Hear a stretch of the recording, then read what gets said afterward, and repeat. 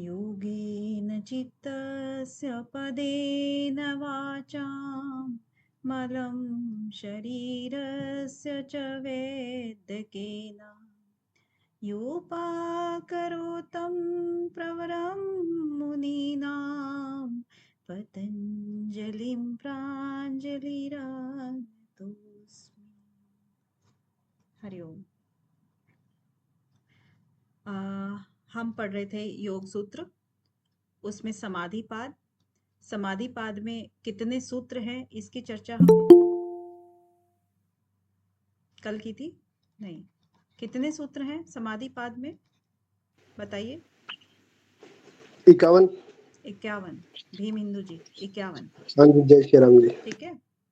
अब 51 में से हमने जो पहले सीक्वेंस बनाते हुए हमें याद भी करते जाना है। हमने कल 5 सूत्रों पर चर्चा की थी।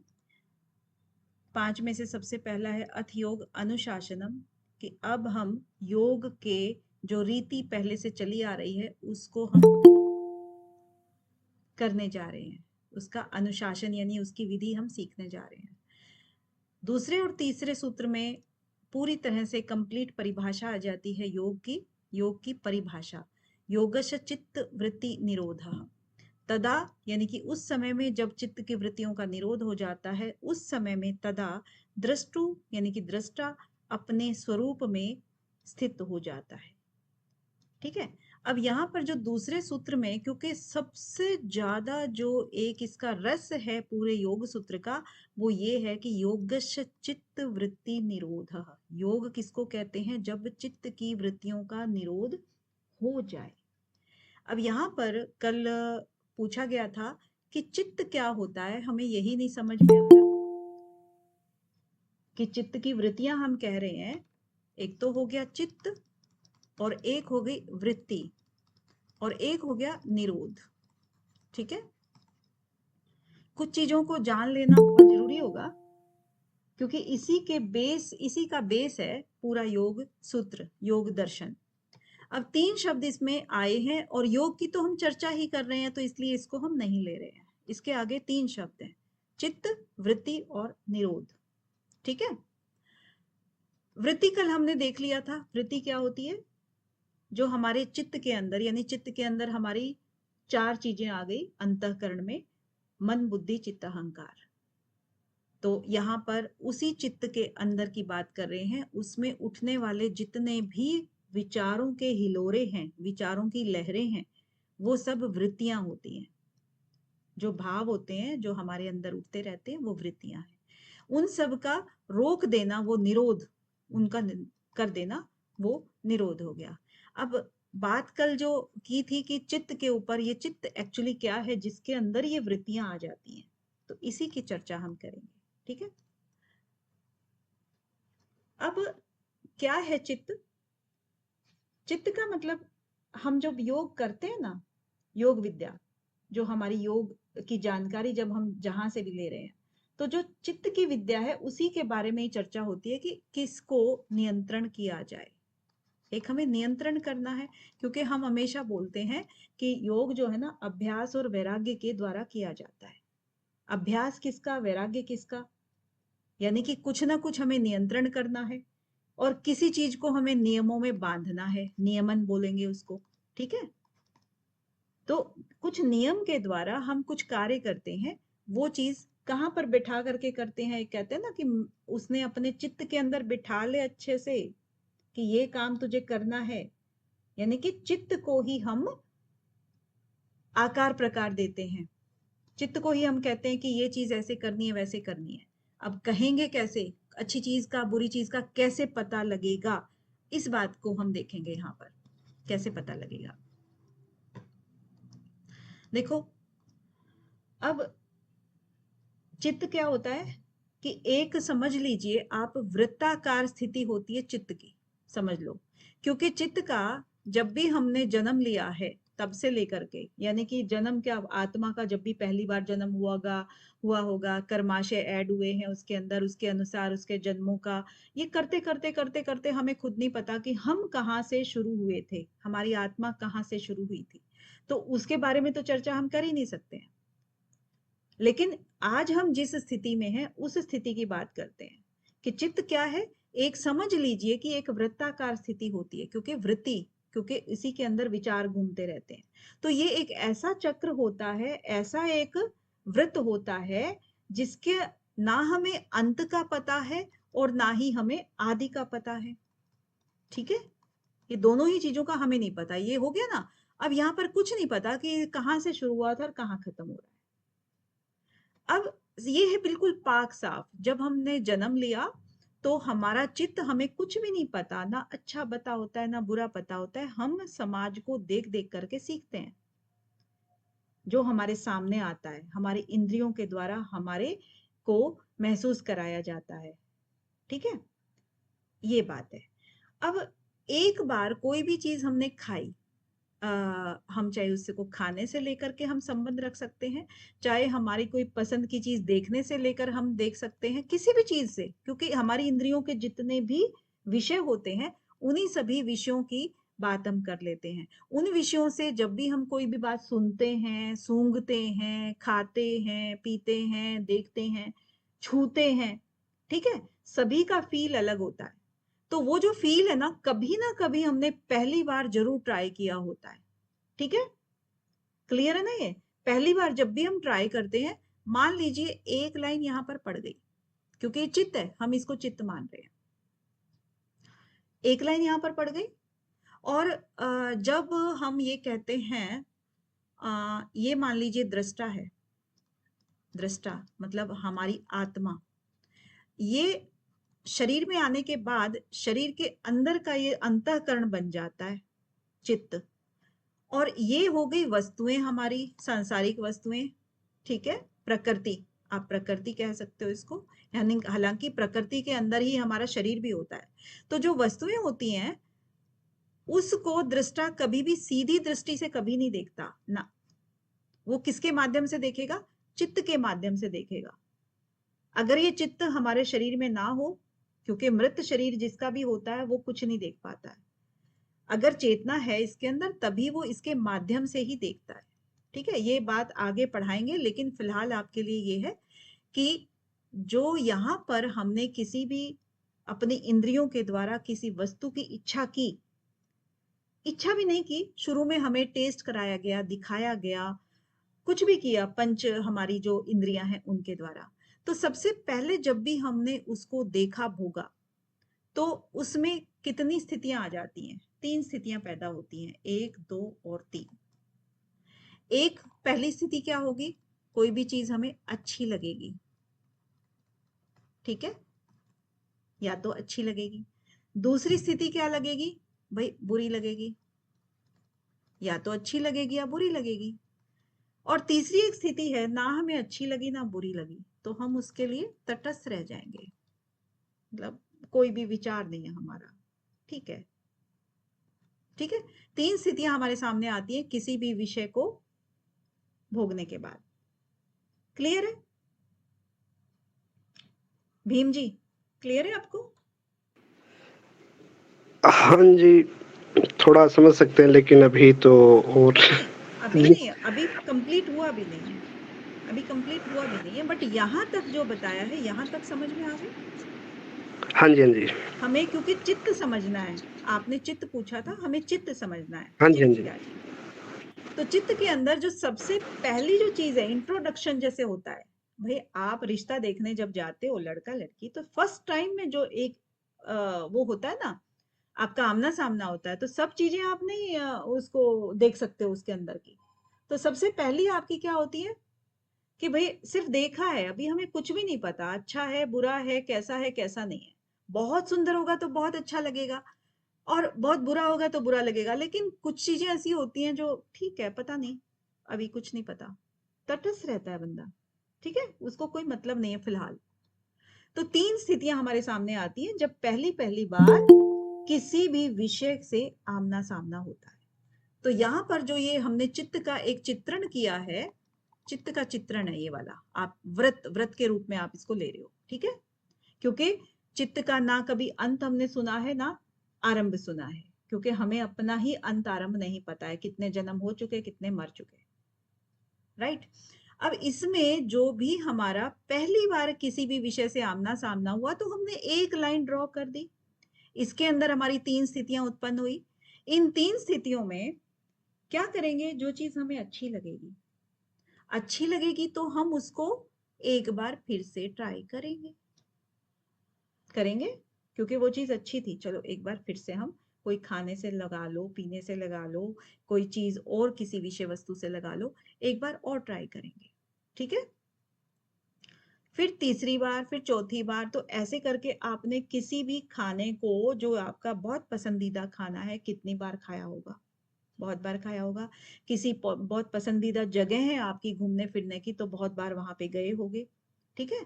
तो ये जो बार बार का जो भोग है, ये वाला बार बार का भोग, ये आपकी हर बार जब भी आप विषयों का भोग करोगे तो ये जो ड्रॉ करोगे लाइन को, ये डार्क होती चली जाएगी। कितनी भी बार करोगे ये डार्क हो जाएगी। और ये जो दाग है, दाग यानी कि ये जो निशान है, ये आपका गहरा हो जाएगा। अब ये मिटेगा नहीं, मिटेगा, लेकिन बहुत इसके लिए अभ्यास करना पड़ेगा। और हमें मोक्ष प्राप्ति के लिए कोई भी दाग को रहने नहीं देना होता है, ठीक है। तो चित्त के ऊपर जो भी हमारा प्रभाव पड़ता है, अच्छा है बुरा है कैसा भी है, वो प्रभाव, एक मिनट, हाँ, तो वो जो प्रभाव है वो चित्त के ऊपर गहरा जाता है। जैसे आपको, अगर आप बार बार किसी चीज के ऊपर प्रयोग कर रहे हो, किसी विषय का भोग कर रहे हो, तो उसको हम क्या बोलते हैं, कोई अच्छी चीज लगी तभी कर रहे हो ना, उसको दूसरा नाम क्या देंगे हम, कि आपको उससे राग हो गया है, राग बोलेंगे उसको। राग हो गया तभी तो आप बार बार उस विषय को ग्रहण करना चाह रहे हो। और राग जो है वो क्या है, कलेश है ना, कलेश है ना, जो कि योग में बाधक है। इसीलिए हम कह रहे हैं कि जितना यहाँ पर आप निशान डालते जाओगे अपने चित्त के ऊपर, उतना ही आप योग के मार्ग में बाधा बना रहे हो।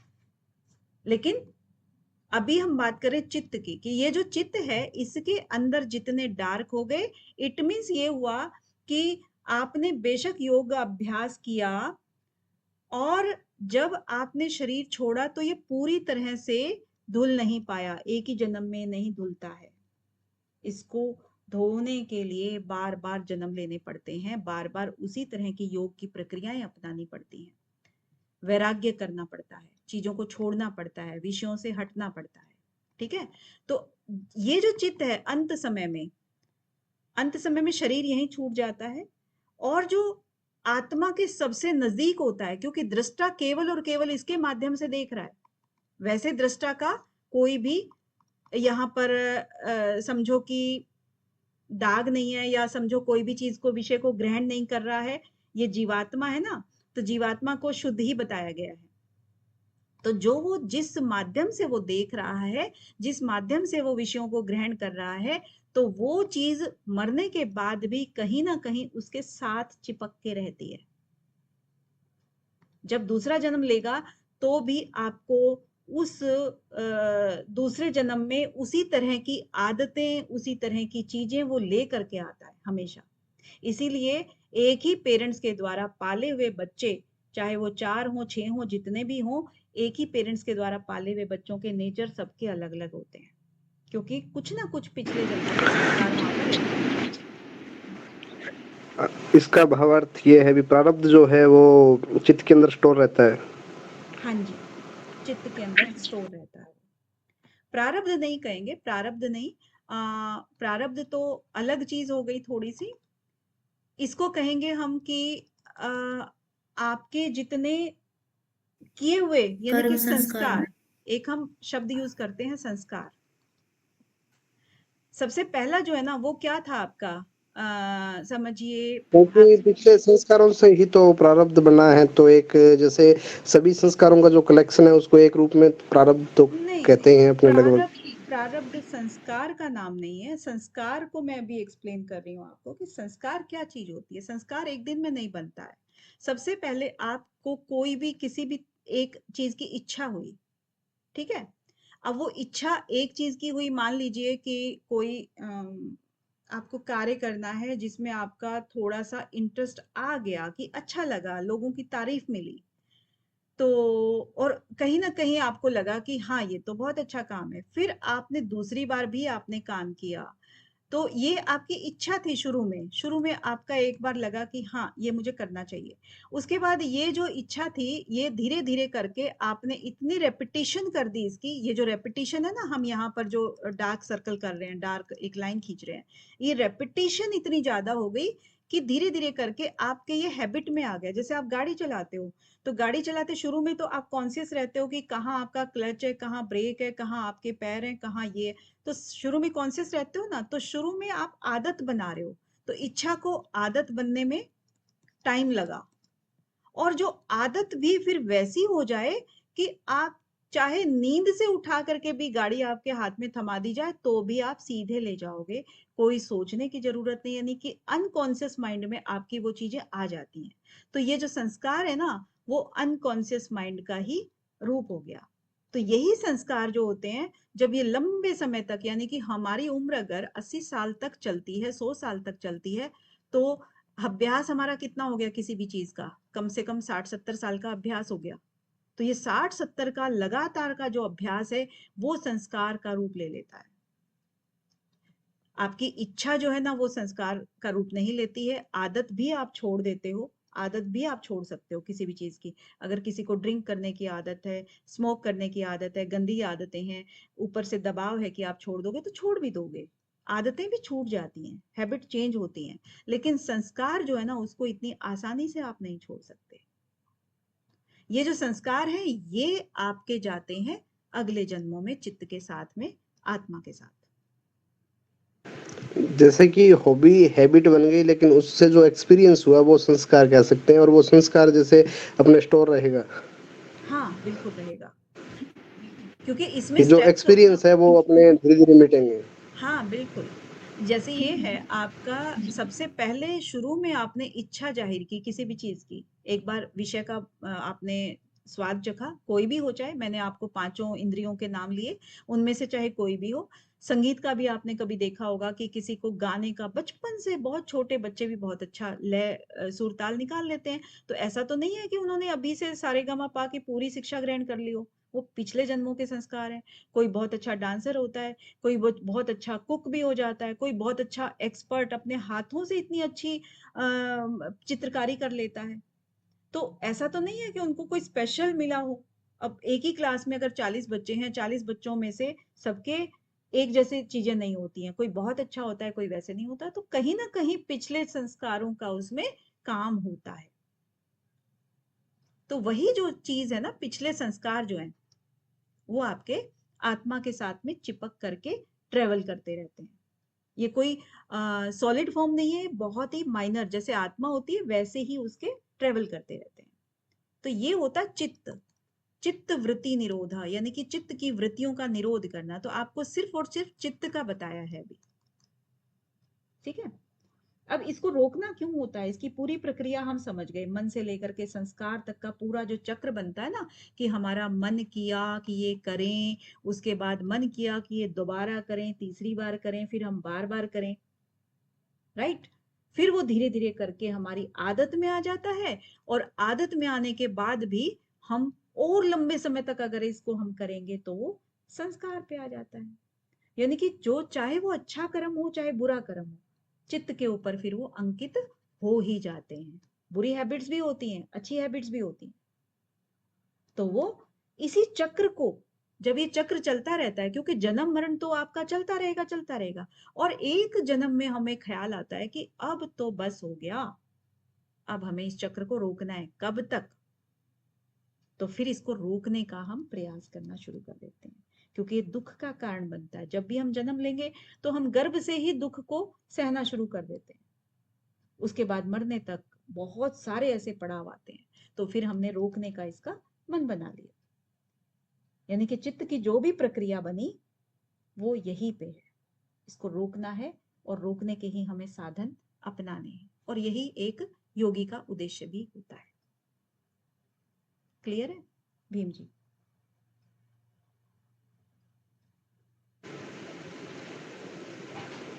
अभी जैसे आपने बताया वो तो बहुत अच्छे से समझ में आ गया, लेकिन जैसे कि कोई पूछ ले कि जैसे मस्तिष्क में सब क्रियाएं होती है, मन में होती है, लेकिन ये हाउ टू डिफाइन चित्ता एंड वेयर इज लोकेटेड, चित्त तो कोई फिर उस देखिए, संबंध में थोड़ा। देखिए चित्त कोई सॉलिड फॉर्म नहीं है बॉडी के अंदर। ऐसा नहीं कि आप कहीं भी चीर फाड़ करोगे और चित्त आपको नजर आ जाएगा उसमें। हाँ, चित्त के अंदर तो सभी कुछ आएगा। वैसे स्टोर, अगर आपने इसको स्टोर बोल दिया है तो स्टोर ही तो है हम्म। ये स्टोर है। ठीक है।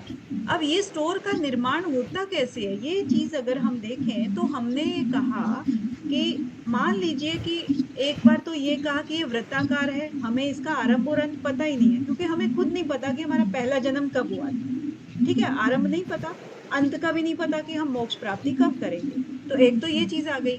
दूसरा ये आ गई कि चित्त जो है कैसे है, क्योंकि ये सब चीजें हमारी विश के ऊपर डिपेंड करती हैं कि हमें सबसे पहले किस विषय को ग्रहण करके हमने उसका सुख लिया, दुख लिया, या फिर हमें वो चीज से हट गए, अभी हमने उसको दोबारा कभी देखने की कोशिश नहीं की, यानी तटस्थ हो गए। तो इसमें इंद्रियों के संपर्क में आने पे हुआ ना ये सब चीजें फिर। और पांचों इंद्रियों के विषय जितने भी हैं आप उससे हिसाब लगा लीजिए कि चाहे आप खाने की, पीने की, जो भी चीज आप कहेंगे वो चीजें हो गई। तो सबसे पहले जो भी चीज हुई, आपने उसका किया, धीरे धीरे करके आपका अच्छा खराब, बार बार राग द्वेष, ये सब चीजें आप चाहे वो अच्छे के लिए बुरे के लिए बढ़ाते चले गए। तो जब आपने बढ़ाते चले गए, यानी कि किसी भी चीज को देख करके आपके मन में आकर्षण पैदा हो या आपके मन में घृणा का भाव पैदा हो, तो वो चीज जो पैदा हुई वो किसके अंदर आई, वो चित्त के अंदर आई। क्योंकि जो दूसरी चीजें हैं, मन करना, बुद्धि वाला काम, आप कहोगे अहंकार वाला काम, इससे अलग मैं बात कह रही हूं। चित्त एक चौथा प्रकार है अंतःकरण का। मन ने जो करना था कर लिया, कि मन उसका ऐसा हो रहा है, बुद्धि ने निर्णय ले लिया, अहंकार यानी कि उसके ने चीज को प्राप्त कर ले, अपने ऊपर वो चीज कर ली है।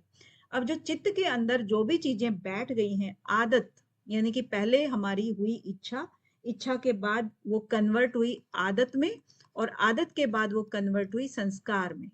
तो संस्कार जब भी हम बोलेंगे तो ये बहुत गहरा शब्द है, जन्म जन्मांतर का इसके अंदर विषय आया हुआ है। तो जब संस्कार जो होते हैं वो एक्चुअली चित्त के साथ में ही चित्त के साथ आत्मा के साथ में वो ट्रेवल करते हैं, यानी कि चित्त के अंदर रहते हैं संस्कार और वो आत्मा के साथ में ट्रेवल करते हैं जन्म दर जन्म। अब बताइए इसमें चित्त का कुछ और आपका है, कुछ क्वेरी है? हाँ नहीं जी, अभी क्लियर है, और फिर भी मैं थोड़ा और पढ़ूंगा तो समझ में आ जाएगा धीरे धीरे। नहीं आएगा तो मैं आपसे दोबारा पूछ लूंगा कभी। ठीक है, ठीक है जी, धन्यवाद। चलिए तो आगे बढ़ते हैं। चित्त हो गया, वृत्ति हो गया, निरोध हो गया, उसके बाद तदादृष्टु स्वरूपे अवस्थानम हो गया, फिर वृत्ति सारूप्यम इत्रत्र। चौथे सूत्र पे आते हैं। तो वृत्ति यानी कि बाकी के ये दो तरीके से आपको वृत्ति का बताया गया था कि जो वृत्ति होती है उसी के समरूप ही अन्य लोग दिखाई पड़ते हैं, या अन्य जो साधक था, अगर सेम साधक भी था तो भी वो अन्य समय में वृत्ति के समरूप दिखाई पड़ता है, या फिर जो सांसारिक लोग हैं वो अपनी वृत्ति के समरूप दिखाई पड़ते हैं। तो दो तरीके से हमने इसको बोला था। ठीक है। अब इसी में अगर बात करते हैं कि वृत्ति सारूप्यम, अब यहां पर चित्त की ही जो स्टेजेस होती हैं उसकी ओर चर्चा कर लेते हैं। चित्त की जो भूमियां हैं, भूमि मतलब स्टेज, तो जो चित्त की भूमियां हैं उसकी अवस्थाएं भी हम कह सकते हैं उसको। चित्त की अवस्थाएं कौन कौन सी हैं और कहां पर इनका वर्णन किया गया है, व्यास भाष्य में इसका वर्णन है, यहाँ योग दर्शन में नहीं है। तो इनका सीक्वेंस क्या रहेगा, याद होगा आपको, 5 भूमियां इसकी बताई विक्षिप्त, गई हैं। एकाग्र और निरुद्ध। शुरू से बताइए। विक्षिप्त, क्षिप्त, एकाग्र और निरुद्ध। हाँ जी, सही बता रहे हैं भीम जी। मैम क्षिप्त, मूढ़, विक्षिप्त, एकाग्र, निरुद्ध। हाँ जी, सबसे पहले क्षिप्त मूड आता एक रह गया। है, फिर मूड आता है और फिर विक्षिप्त आता है। भीम जी, ये जो है ना आपका क्रम भी पूछा जाता है, इसलिए क्रम का याद होना बहुत जरूरी है। हाँ जी हाँ जी, मूड एक भूल गया था मैं, ठीक समझ आ है, गया। एकाग्रता हो गई और आपका पांचवा हो गया निरुद्धावस्था। तो ये हो गई आपकी चित्त की 5 भूमियां कह लीजिए, अवस्थाएं कह लीजिए, चित्त की हैं ये। अब देखिए क्षिप्त क्या होता है। क्षिप्त, क्षिप्त का मतलब होता है जिसमें हमारा जो मन है वो चंचल बहुत होता है इसमें। क्षिप्त, क्षिप्त मतलब बिखरा हुआ। बिखरा हुआ मतलब अब ये भी कर लेते हैं, वो भी कर लेते हैं, हर चीज के अंदर इन्वॉल्व होने की इच्छा। जो हम जन संपर्क में आते हैं और हर क्रिया को हम बहुत जोर शोर से करते हैं, वो होता है क्षिप्त माइंड। ये इसका मतलब हुआ कि रजोगुण जो है वो आपका भारी है, रजोगुण बहुत ज्यादा है आपके अंदर जो क्रिया कराता है। इसका कारण क्या हुआ, जितना जन संपर्क में आएंगे तो हमारे अंदर राग होगा, द्वेष होगा, सब कुछ होगा। ठीक है, राग द्वेष के कारण तो क्षिप्त आपकी मन की स्थिति होगी, यानी कि बिखरा हुआ रहेगा। अब यहां पर जो तमोगुण है और सत्वगुण है वो दब जाता है, यानी कि जो भी चीजें हैं कि अधर्म है, अज्ञान है, ये सारी चीजें होती हैं तो उसको क्या कहते हैं, तमोगुण। और जब सत्वगुण होता है तो सत्वगुण होता है तो हमें भक्ति भाव, पूजा पाठ, किसी का अच्छा कर्म करना, वो सब चीजें होती हैं। तो वो सब चीजें काम करने का नहीं होता है, हम ये चीजों में नहीं इन्वॉल्व होते हैं, सामाजिक कार्यों में, दूसरी और चीजों में इन्वॉल्व होते हैं। ठीक है, तो एक दूसरे धर्म को दबा, इसको गुणों को दबा करके फिर क्षिप्त यानी कि रजोगुण जो है वो सबसे ज्यादा हावी होता है। तो सांसारिक मनुष्य जो होते हैं वो इसी प्रवृत्ति के होते हैं, क्षिप्त। देन आता है मूड, क्योंकि ये आमतौर पर सबसे सामान्य स्थिति है, सबसे सामान्य। ठीक है, सेकंड नंबर पे आता है मूड, ये इतनी सामान्य नहीं है। इसमें क्या होता है, तमोगुण प्रधान होता है, तमोगुण प्रधान हो गया, और ये वाला सतोगुण प्रधान हो गया।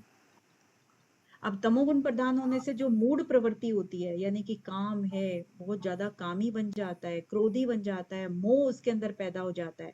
तो उस तरह की प्रवृत्ति जिस भी इंसान की होती है वो अज्ञानी हो जाता है, अधर्मी भी हो जाता है, और वो हमेशा ही अनैश्वर्य, अनैश्वर्य क्या कहेंगे कि जो एक नोटोरियस होता है, एक फेमस होता है, दो शब्दों में आपको डिफरेंस पता लगता है ना। तो नोटोरियस बन जाता है वो, यानी कि फेमस तो होता है लेकिन बुरे कामों में फेमस होता है, तो अनैश्वर्य उसको बोलते हैं। तो वो तमोगुण के अंदर उसकी वैसी स्थिति होती है। तो ये आमतौर पे कोई बनना नहीं चाहता है, लेकिन इसलिए इसका सेकंड नंबर पे आया। आमतौर पे जो कॉमन चीज है वो क्षिप्त वाली है, दूसरी है मूड वाली। अब तीसरे नंबर पे आते हैं विक्षिप्त, विक्षिप्त। अब यहाँ विक्षिप्त में क्षिप्त तो था पहले रजोगुण वाला, लेकिन इस क्षिप्त को उसने वी कर दिया। यहाँ पर सत्व गुण जो है ना वो प्रधान होता है, सत्व गुण प्रधान होता है, बाकी के दोनों गुण उसके क्या होते हैं, गौण हो जाते हैं, दबा देते हैं उसको। बीच बीच में रजोगुण भी आता है लेकिन वो उतना उसको भटकाता नहीं है, क्योंकि हम कई बार क्या होते हैं, धार्मिक प्रवृत्ति के होते हैं लेकिन संसार में भी हम इन्वॉल्व होते हैं, फंक्शनों में जाते हैं, इधर उधर की बातें भी करते हैं, हमारे सामने भी लोग बातें करते हैं, लेकिन आमतौर पर सत्व गुणी ही वो होता है, अच्छा आदमी होता है। तो ये जो अवस्था होती है वो जो उच्च प्रवृत्ति के जो मनुष्य होते हैं उनकी होती है, या जिज्ञासुओं की होती है, जिनको धार्मिक चीजों में बहुत ज्यादा जिज्ञासा होती है और वो अपने आप को बदलना चाहते हैं, वो विक्षिप्त अवस्था वाले होते हैं। ठीक है, अगला है एकाग्रता। अब यहां तक आते आते देखिए, सबसे पहले क्या है कि मनुष्य जन्म लिया था उसने, तो सांसारिक प्रवृत्ति थी। फिर उसने एक प्रवृत्ति और देखी कि भाई यहाँ तो बड़े नेगेटिव आदमी भी रहते हैं, तो वो मूड हो गया। फिर उसके बाद उसने सोचा कि ये नहीं, मुझे तो फिर आगे यही करना है, सत्वगुण ही बढ़ाना है, तो वो बढ़ा लिया और वो अपने इधर उधर की बातों से, बुक्स वगैरह पढ़ करके और अपने सत्संगी साधुओं के साथ में मिल करके, या जो भी भगवान पूजा पाठ जो भी चीज रहती है, जिस भी चीज के द्वारा, दर्शन के द्वारा वो जिज्ञासु बन जाता है। अब ये जो प्रैक्टिस होती है वो उसको एकाग्रता की तरफ ले जाती है, क्योंकि धीरे धीरे करके उसको पता लग जाता है उसका टारगेट क्या है। तो एकाग्रता यानी कि जब एक ही विषय की जितनी वृत्तियां होती हैं वो एक धारा में बहने लग जाए, एक धारा में, एकाग्रता है ना।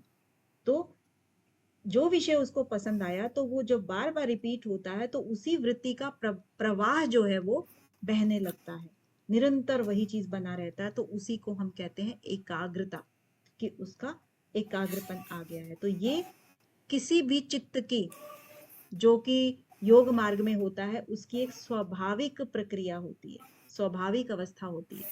किसकी? योगी की, योगी की। ठीक है, तो यहां पर आकर के आपकी एकाग्रता हो गई। तो इसमें जब अंतिम स्टेज आती है तब उसको विवेक ख्याति भी यहाँ पर नाम बोला गया है, यानी कि संप्रज्ञात समाधि भी बोला है। क्लियर है? लास्ट आता है निरुद्ध अवस्था। अब ऊपर वाली क्या थी? संप्रज्ञात समाधि।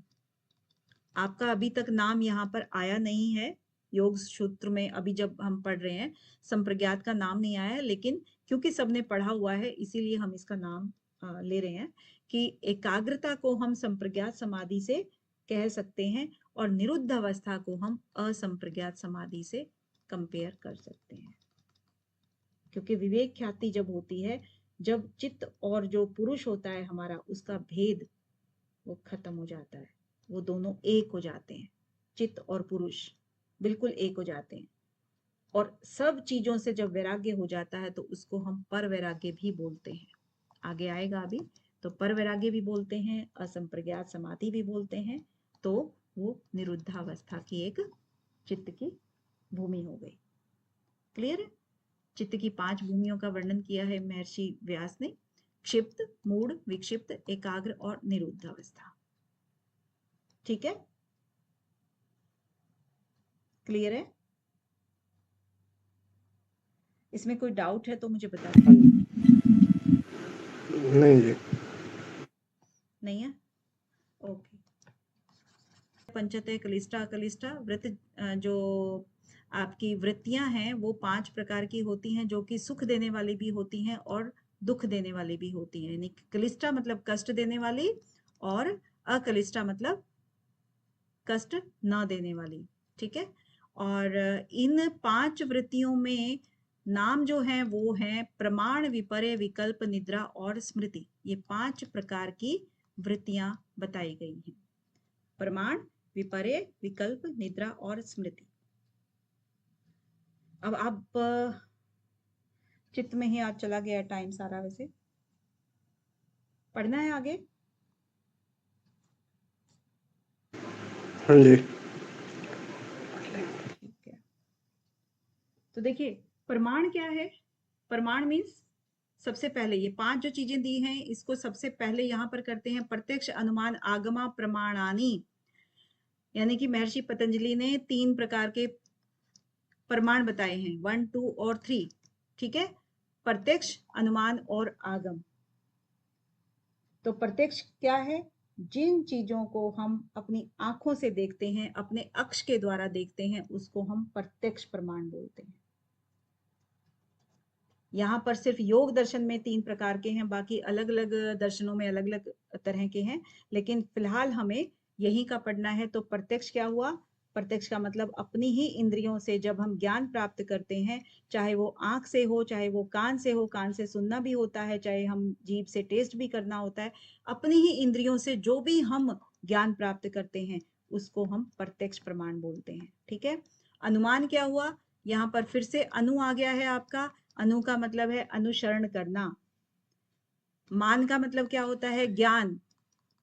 यानी कि जो ज्ञान आपने प्रत्यक्ष के द्वारा किया था, अब वही चीज अगर उसी तरह की स्थिति दोबारा से आती है तो वो अनुमान में कन्वर्ट हो जाती है। तो ये भी एक पूरा अच्छा प्रमाण है। आगम, आगम का मतलब है आ और गम। आगम यानी कि पहले जो आप्त पुरुष थे। आप्त पुरुष मतलब जिन्होंने सब कुछ अपनी मंत्रों के द्वारा और जो ऋषि मुनि हैं उन्होंने जो भी ग्रंथ लिखे हैं, उन्होंने जो महसूस किया है, उन्होंने जो अपनी दिव्य दृष्टि से देखा है, उन सब की बात कर रहे हैं। तो आगम यानी कि जो पहले से चला आ रहा है, वो वाला जो ज्ञान है, पहले से चला हुआ ज्ञान, उसको हम आगम प्रमाण बोलते हैं, शब्द प्रमाण बोलते हैं। यानी कि जो भी उन्होंने कही, ग्रंथों में लिखे या खुद कहे, वो सब चीजें हमारे आगम प्रमाण के अंतर्गत आती हैं। ठीक है। और हमें कलिष्ठ और अकलिष्ठ में जो बदल देना है इन सब चीजों को, क्या है? कलिष्ठ मतलब कष्ट देने वाले, जाहिर सी बात है। अब प्रत्यक्ष यानी कि जो भी हम प्रमाण के द्वारा अगर किसी चीज को कलिष्ठ में कहते हैं कि ये कलिष्ठ ज्ञान है, कैसे हो सकता है कलिष्ठ? प्रत्यक्ष के द्वारा। भाई आपने किसी की दुर्घटना देख ली, किसी को शौक बैठ गया, उसका दिमाग जो है ना अब काम नहीं करता है, वैसी ही दुर्घटना को दोबारा देख ले तो वो एकदम सहम जाता है, बेहोश हो जाता है। तो वो घटना, वो प्रत्यक्ष, वो प्रमाण क्या हो गया? उसको कलिष्ठ देने वाला हो गया। ठीक है, उसको कष्ट देने वाला हो गया। और इसी को अगर हम अकलिष्ठ बोलते हैं तो अकलिष्ठ ज्ञान यानी कि जो कष्ट नहीं देता है, उसका उल्टा हो जाता है। यानी कि अगर आपको किसी ने ध्यान की विधि समझाई, उन्होंने कहा कि आप इस तरीके से चलिए, स्टेप बाय स्टेप बताया और आपको बहुत अच्छा फील हुआ, तो वो आपको योग मार्ग में बढ़ावा देता है। तो बढ़ावा जो देता है, आपको जिस मार्ग पे चलना है और उसी के लिए अगर आपको कोई प्रोत्साहित करे और उसके अंदर कोई पॉजिटिविटी आपको नजर आती है, तो वो अकलिष्ठ हो गया।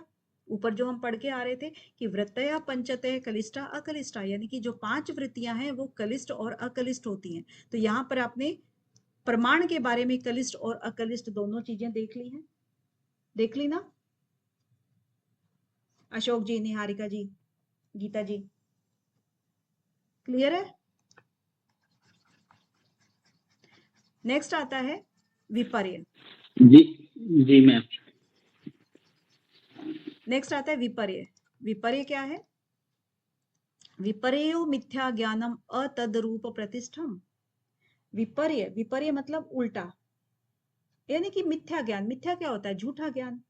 मिथ्या का मतलब झूठा ही कहते हैं ना, विपर्य मतलब झूठ। तो झूठा ज्ञान कैसे होता है? यानी कि इसकी व्याख्या जब हम देखेंगे, करते हैं, तो जैसे एक चीज है लेकिन वो वास्तव में वो चीज नहीं है। यानी कि जो चीज अपने रूप में प्रतिष्ठित ना हो, विपर्यो मिथ्या ज्ञानम अतद रूप प्रतिष्ठम। ये विपर्य वह है, क्या है? मिथ्या ज्ञान यानी झूठा ज्ञान है। कौन सा ज्ञान है? अतद, यानी कि तद होता है कि वैसे रूप में प्रतिष्ठित हो, अतद अ लग गया है तो इसका मतलब उल्टा। अतद यानी कि जो अपने रूप में प्रतिष्ठित ना हो, अतद रूप प्रतिष्ठम, जो अपने रूप में प्रतिष्ठित ही नहीं है, वैसा जो ज्ञान है वो विपर्य ज्ञान कहलाता है।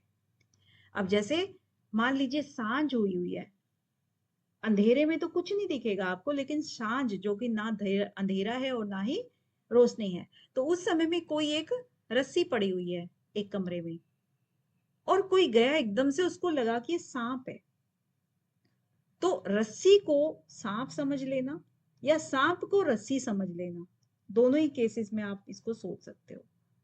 तो वो क्या हो गया? वो मिथ्या ज्ञान हो गया, क्योंकि वास्तव में आपको नहीं पता कि जो चीज है वो क्या है। ठीक है, तो जो चीज अपने रूप में प्रतिष्ठित नहीं है, वो चीज हो गई मिथ्या ज्ञान। क्लियर है? क्लियर है ना? तो इसी तरह से, हाँ जी भीम जी। मिथ्या ज्ञान की कोई 2-4 उदाहरण? अच्छा, 2-4 उदाहरण चाहिए। जी, देखिए, जैसे अग्नि वाला, और वो तो अपने खुद देते हैं मृग मरीचिका वाला, लेकिन उनके अलावा कोई? हाँ तो सीप, सीप एक होता है, एक चांदी होती है, यानी कि सीप और चांदी वो भी चमकते हैं ना, तो ऐसा लगता है कि भाई ये तो चांदी होगी, तो होती सीप है, ऐसे कुछ कर देते हैं। तो जो चीज आप मृग मरीचिका या फिर ये सब चीजें होती हैं, और तो आप क्या मिथ्या ज्ञान समझोगे किसी चीज को? जो चीज आपके सामने है लेकिन आपने कुछ और समझ लिया उसको। अब ये जुड़वा बच्चे होते हैं किसी के, लेकिन हाँ दूसरे लोग नहीं पहचान पाते हैं, तो वो क्या है, उसको वो समझ लेता है, उसको राम को श्याम, श्याम को राम समझ लेता है, लेकिन सेम है ना दोनों। वो केवल और केवल ठीक जो है जी। रोज देखता है ना, जो रोज देखता है उसको, उसी को समझ आ सकता है। रोज कौन देख सकता है? उसके पेरेंट्स, उसके घर वाले, उसी को समझ आ सकता है कि ये कौन है। और उसी को फिर अब आगे चल के हम क्या कहेंगे, वो विवेक ख्याति जिसको मिल गई है ना, वही समझ सकता है। आगे चल के हम इसी चीज को, इसी ज्ञान को कहेंगे कि दो प्राणी हैं, अलग अलग शरीर हैं, लेकिन शक्ल, सूरत, कद और सब कुछ एक जैसा है, लेकिन हम लोग नहीं समझ सकते उसको। तो आप ये बोल सकते हो, क्योंकि ये जो चीजें हैं ना, सीप, रस्सी ज्ञान और मृग मृचिका, ये सब चीजें ग्रंथों में इसी प्रकार के एग्जाम्पल दिए गए हैं। अगर हम अपने से बना के देंगे तो ठीक है, मतलब क्लासरूम में हम दे सकते हैं, लेकिन वास्तव में हम लेक्चर्स में ये चीज अवॉइड करते हैं आमतौर पे। हम्म। अच्छा, अब उससे भी क्या हो गया कि वृत्ति की बात करते हैं, कलिष्ठ और अकलिष्ठ की, क्योंकि हमें ये चीजें जोड़नी है ना, वृत्तियों की कलिष्ठ और अकलिष्ठ वृत्ति को जोड़ना है। तो विपर्य से जो कलिष्ठ वृत्ति बनी, वो कौन सी बनी? हो दुखदाई बनी। यानी कि वो, अगर कोई हार्ट अटैक आ गया उसको, कि वो रस्सी पड़ी थी, उसने सांप समझ लिया, ओह करके पीछे भागा और चोट लग गई और गया काम से, मतलब चाहे वो उसको चोट लगी हो, कुछ भी हुआ हो, तो दुखदाई हुई, है ना? तो वो क्या हो गया? कलिष्ठ बन गया उसके लिए, है ना? और ऐसे ही किसी चीज के लिए, जो चीज होती है कि संसार जो है ना, वो चीज में कोई भी चीज कहते हैं कि वो परिणाम होता ही होता है, उसमें सब चीज अनित्य होती हैं, क्षण भंगुर होती हैं। हम जब सब ये सब सब चीजें सोचने लगते हैं, तो फिर इसी चीज को हम बोल देते हैं कि ये अकलिष्ठ वृत्ति है। यानी कि ये मेरी पत्नी, मेरा बेटा, ये सब भाव आता है, तो लेकिन फिर छोड़ देते हैं। विवेक की दृष्टि से देखें तो ना हम है, ना कल हम होंगे, ना हमारी पत्नी होगी, ना बच्चे होंगे, कुछ नहीं होगा, तो फिर वो अकलिष्ठ बन जाती है। यानी कि सब समझने की बात है। हम क्या बात करें? मिथ्या ज्ञान की। तो जो मिथ्या ज्ञान है, इसी मिथ्या ज्ञान को अगर हम इसको अटैच रहते हैं तो कलिष्ठ बनता है, और अगर हम डिटैच हो जाते हैं ये समझ करके कि सब कुछ अनित्य है, हर चीज परिणाम में परिवर्तित हो रही है, आगे जैसे जैसे हम बढ़ रहे हैं, समय बढ़ रहा है, वैसे वैसे चीजें भी बदल रही हैं, लोग साथ भी छोड़ते हैं, वस्तुएं साथ छोड़ती हैं, हमारी जितनी भी प्यारी चीजें हैं वो भी हमारे साथ नहीं रहती हैं, तो फिर वो अकलिष्ट बन जाती है। क्लियर है? हम्म। तो मुझे लगता है टेस्ट का टाइम हो रहा होगा।